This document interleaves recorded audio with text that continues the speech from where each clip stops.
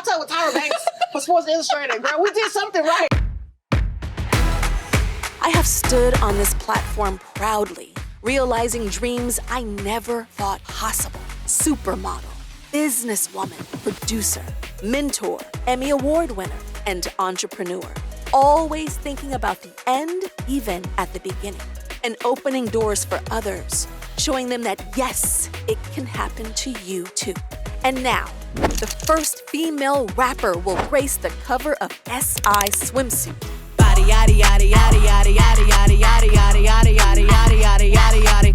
She's creating a legacy and a path of her own, a multiple Grammy award-winning artist, a philanthropist, and cultural icon with a distinguished style. A student pursuing her education, carrying the dreams of her family, and showing the next generation that they too can dream big. Inspiring the world to get in touch with their inner hot girl. Thee Stallion has made her mark, and Megan is here to stay. I have played basketball while interviewing Barack Obama.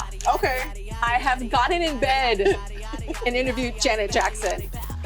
I have never been in a hot tub. Yes, in a hot tub with a hot girl. With the hot girl, with Thee Stallion.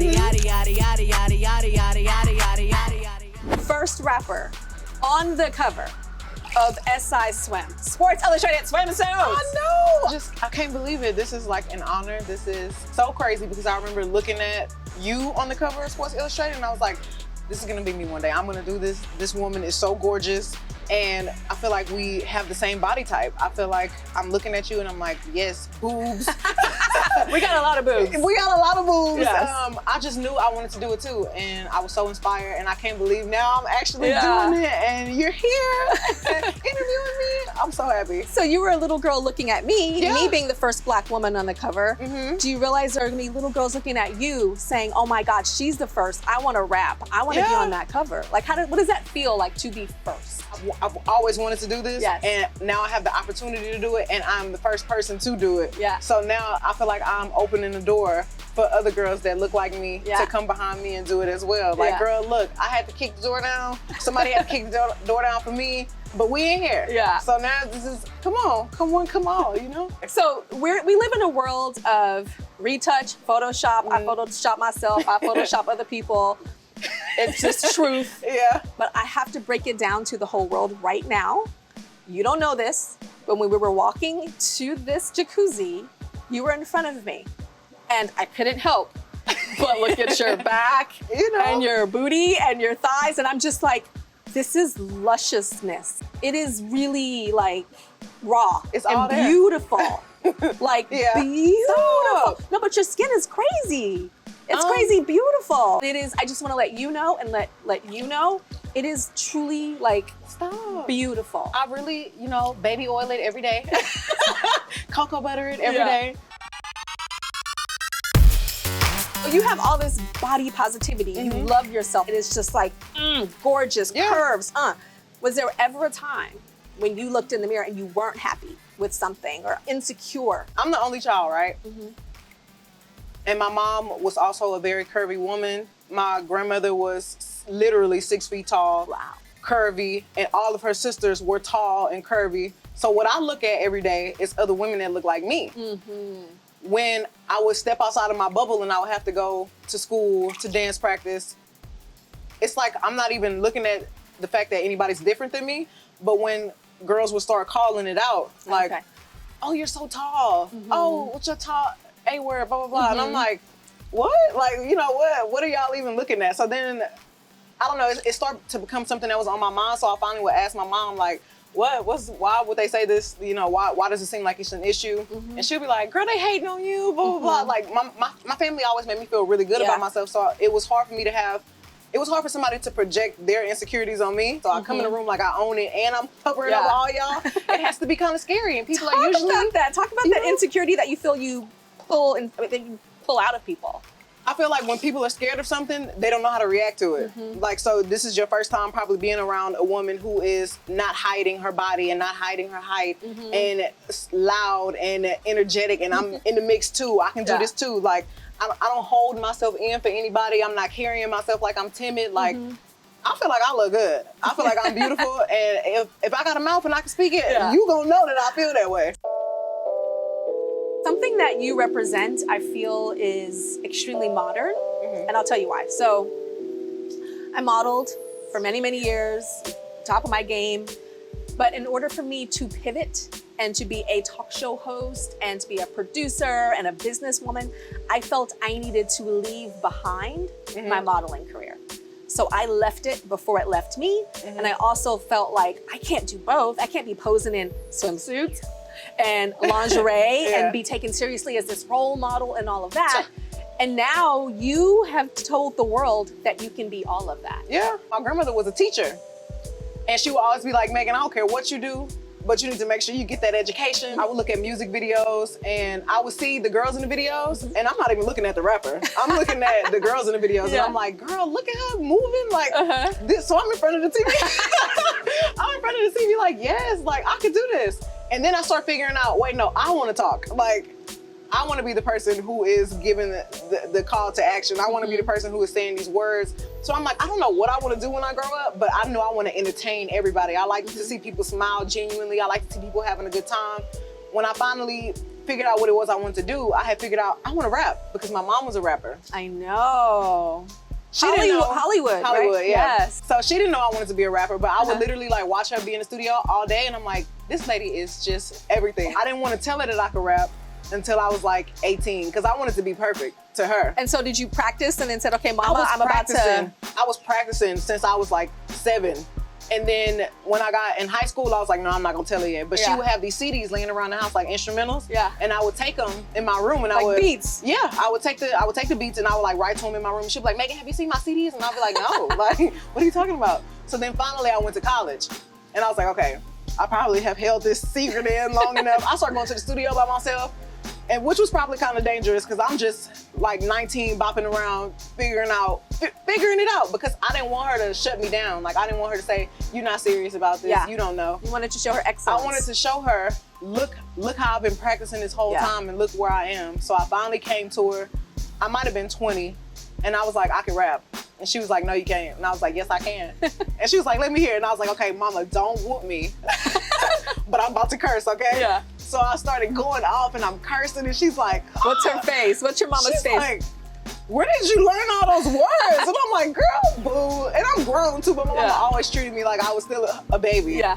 So she was like, you're not coming out till you're 21. It was nothing that I was ever super passionate about except for music. You have a gift. And so I have like this visceral thing that happens with certain rappers and certain singers is the little hairs and the goosebumps. Yep. And I was in the car on the way here, listening to your music and listening to tracks that aren't necessarily the singles. And I actually told my man, I'm like, she's giving me goosebumps. And it's a thing that you can't explain. It's just a. Sometimes when I'm writing, it happens, and I'm like, okay, I know I'm doing it right. I know it's good when I'm feeling like a little. Yeah. And I look for that when I'm writing too. I'm like, okay, that wasn't hard enough. Yeah. I need to go back to the drawing board. I want to ask you about the Hotties. Oh, my favorite. The Hotties, the fans. Yes. And so, what makes a hottie? What makes a hottie is just them being positive, spreading positivity, obviously listening to my music. Talk about them, because they're like intense and they got your back. What? The hotties do not play. I remember when I was coming up, I would be performing all around Texas. I met some hotties in Dallas, and they were so nice. It felt like they was my cousins. And I was like, you know what? Wherever I go, whenever, whatever show, whatever city, y'all good. My team is in contact with all of them. And I feel like I meet hotties like that in every city. Yep. Because I make music for myself, but I make it for the hotties too. So I feel like I always have to be connected, and I always have to know what is it that y'all want to hear from me. I always try to outdo myself for the hotties. They always hype me up, I hype them up. Like I love the relationship that we have with uplifting each other. So my group of hotties, they know we like positivity. Do not be going around here acting crazy. Yes. My message is, girl, boy, love yourself. You are the shit. Make sure you put it in everybody's face every day. This is how I feel about myself. It's really about spreading the message of being confident. Because without confidence, I don't even know how you getting out the bed every morning facing the day. right, we're gonna talk about school, Miss Megan. Okay. I mean, I actually went to business school and executive education program at Harvard, and it changed my life. It made me see the world in a totally different way. Everybody was freaking out because it's like, wait, you're an entertainer. You went back to school, Tyra? Yeah. And now you're getting your bachelor's degree. You are a stallion. Yeah. You know, all that doesn't necessarily, it's not the stereotype.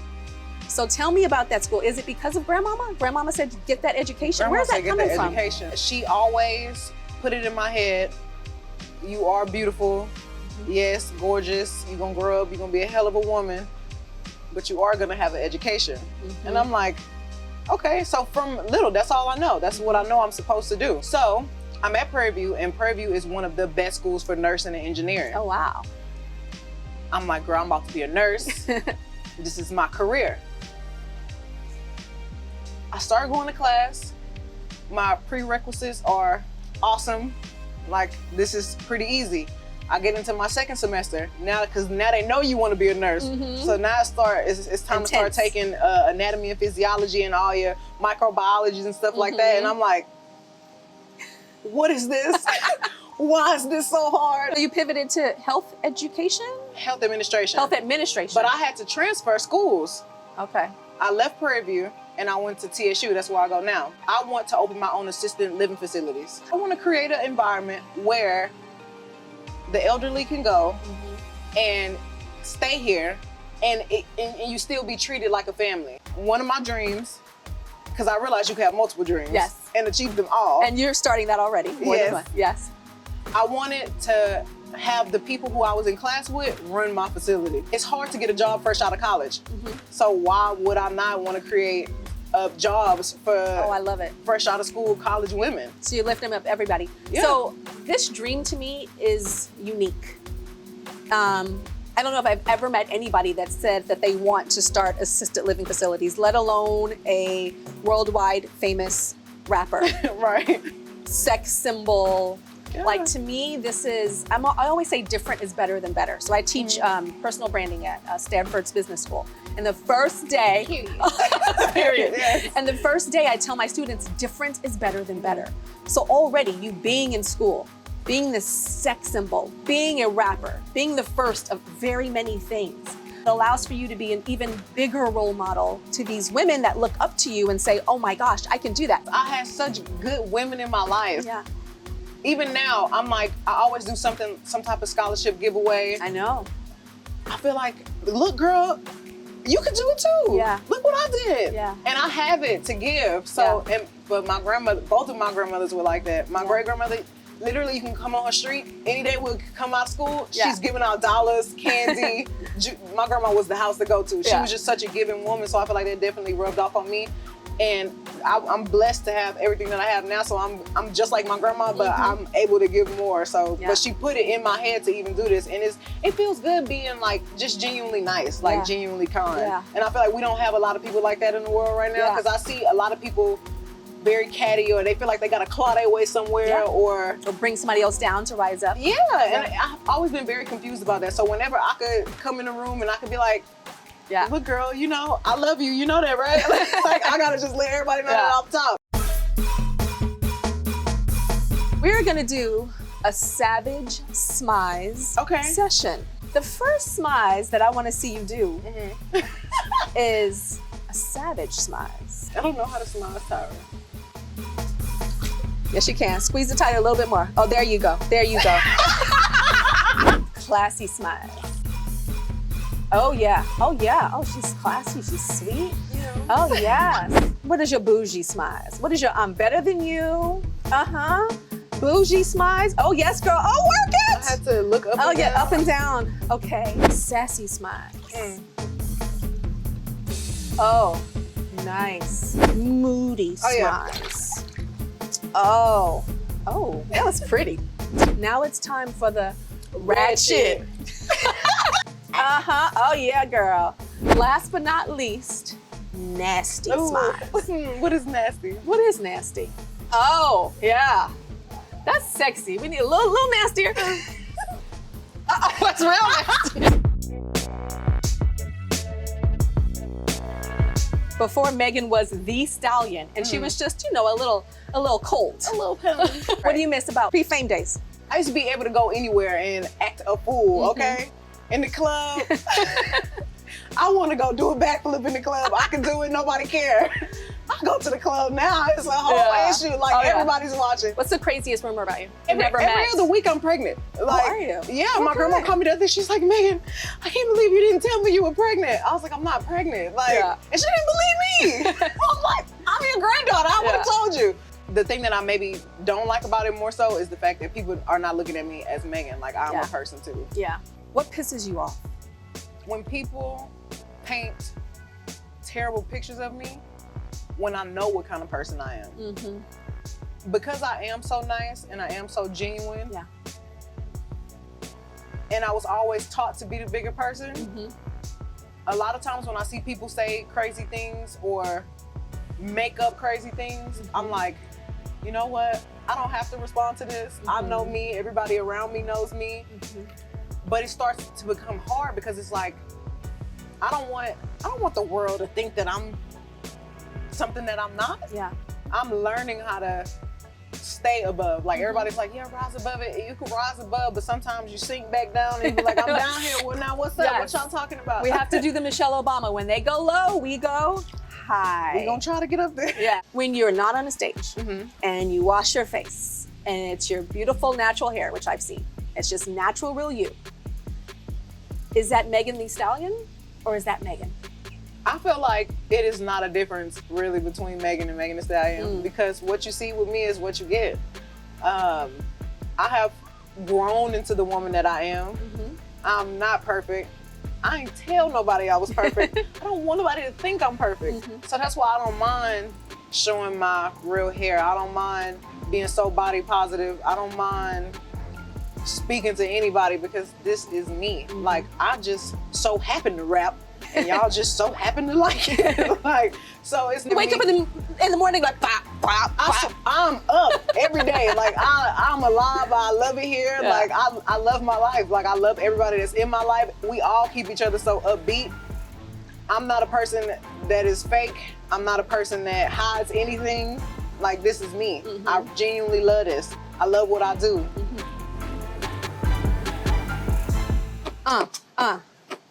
Tyra B in the hot tub with Megan Stallion giving me love. I got that Smize. She ratchet. So snatch it. Make no sense. We finished. Everybody